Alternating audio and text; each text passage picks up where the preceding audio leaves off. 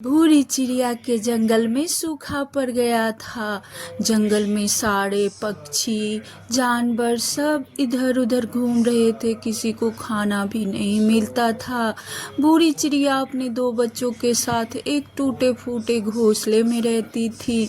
वह कहने लगी, भगवान जी, आपने बारिश बंद कर दिया, हमारे बच्चे अब कैसे गुजारा करेंगे? इनको तो खाना ही नहीं मिलेगा। अगर बारिश नहीं होगी तो फसल नहीं होगा, और फसल नहीं हुआ तो बच्चे क्या खाएंगे? इतने में तोता उड़ता हुआ आया और कहने लगा, भूरी बहन, लो मैं कुछ दाना ले आया हूँ तुम्हारे बच्चे के लिए। भूरी कहती है, अरे तोता भैया, आप हमेशा फरिश्ते की तरह मेरी मदद करने आ जाते हैं। ये मेरे बच्चों के लिए बहुत बड़ा मदद हो गया। मेरे बच्चे भूखे थे, आपने जो दाना दिया उसका उपकार मैं आपको कभी नहीं भूलूंगी। अरे हम दोनों एक जंगल में रहते हैं तो आपस में एक दूसरे की मदद तो करनी ही चाहिए। मुझे ये दाना मिला था मुझे खाने के लिए, मैं थोड़ा सा बचाकर तुम्हारे बच्चे के लिए ले आया। ये सब देखकर कालू कौवा बहुत जल रहा था और वह सोच रहा था, ये भूरी चिड़िया का सब मदद करता है पर मेरी मदद तो कोई नहीं करता। इतने में भूरी चिड़िया को एक चमकता हुआ कुछ नीचे दिखा। वह नीचे उतरकर देखा तो वह एक जादुई पेंसिल था। भूरी चिड़िया उससे कुछ बनाने लगी। जैसे ही उसने ड्रॉ किया तो वहाँ पर एक घर बनकर तैयार हो गया। भूरी चिड़िया यह देखकर बहुत खुश हो गई और सोचने लगी, अरे भगवान जी, ये तो बहुत अच्छा है। जंगल में मैं सबकी मदद कर पाऊंगी। सबको किसी चीज़ की दिक्कत होगी तो मैं इस पेंसिल से सबको दे पाऊंगी। और वह ड्रॉ करने लगी। वह जो भी ड्रॉ करती वह जादुई से हो जाता था। वह पूरे जंगल में सब चिड़िया के लिए अच्छा अच्छा घर बना दिया। सभी चिड़िया बूढ़ी चिड़िया को देखकर बहुत खुश था। सब बूढ़ी चिड़िया की तारीफें करने लगे। किसी को भी खाने पीने की कोई कमी नहीं थी। यह सब देखकर काली कौवा बहुत जलने लगा और सोचने लगा, मैं ये बूढ़ी चिड़िया से पेंसिल कैसे चुरा लूं और मैं इसे लेकर राजा बन जाऊं। मैं इसको उंगली पर नचाऊंगा।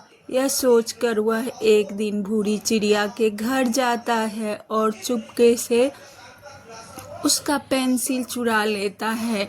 उसकी पत्नी कहती है, अरे ये आप क्या कर रहे हो? ये जादुई पेंसिल है, अगर आपने कुछ गलत किया तो वो आपको ही उल्टा पड़ेगा। तुम चुप रहो, तुम्हें कुछ नहीं पता। ये बूढ़ी चिड़िया इस पेंसिल की वजह से बहुत उड़ रही है। सारा जंगल इसकी तारीफ करता है। मैं ये सहन नहीं कर सकता। मैं बताता हूँ कि पेंसिल से क्या क्या जादू कर सकते हैं। अब मैं इसको अपनी उंगली पे नचाऊंगा। ये बहुत ही ज़्यादा अपने आप को होशियार समझती है। यह सोचकर वह लेकर उड़ गया और उससे ड्राइंग बनाने लगा। और वह अच्छा अच्छा घर, सोने चांदी सब इकट्ठा कर लिया। कौवा खुशी के मारे एकदम दंग रह गया। लेकिन भूरी चिड़िया परेशान थी कि मेरा जादुई पेंसिल कहाँ गया। लेकिन वह पूरे जंगल में ढूंढ रही थी, उसे कहीं नहीं मिला जादू पेंसिल। तब वह सभा बिठाई और उसने कहा, देखिए, आप सबको मैं इसलिए बुलाई हूँ कि मेरा जादुई पेंसिल कहीं खो गया। इधर कौवा कुछ ड्रॉ कर ही रहा था कि वह जादू पेंसिल जल गया और वह कौवा देखता ही रह गया। सभी पक्षी कहने लगे, ये कालू कौवा का ही काम होगा।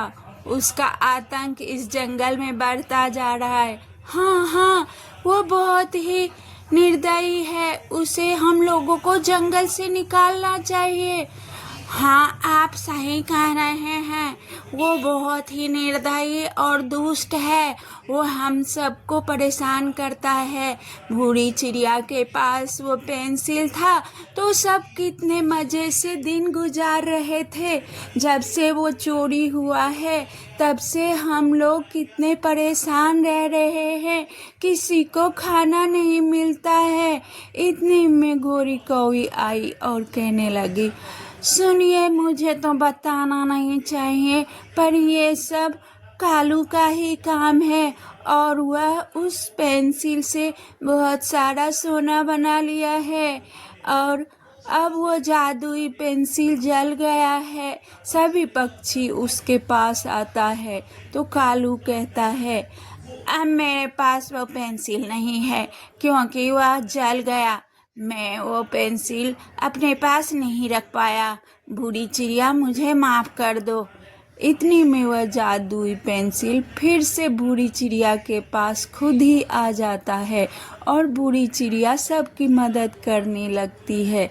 जो दयालु मन का होता है उसके पास भगवान हमेशा किसी न किसी रूप में आ जाते हैं और दुष्ट को वो हमेशा सबक सिखाते हैं। अब जंगल के सारे पक्षी खुशी खुशी रहने लगे।